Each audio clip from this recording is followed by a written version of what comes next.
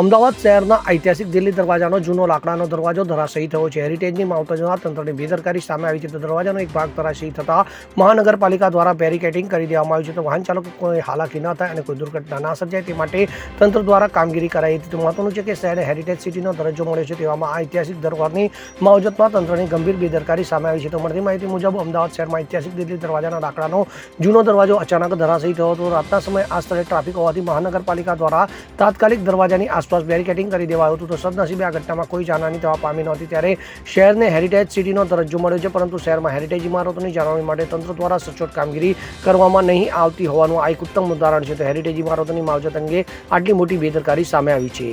Bureau report CN24 news. હવે જુઓ દેશ દુનિયાની તમામ ખબરો તમારી આંગળીના ટેરવે. ઉઠાવો મોબાઈલ અને Google Play Store પરથી ડાઉનલોડ કરો અમારી CN24 ન્યૂઝ મોબાઈલ એપ.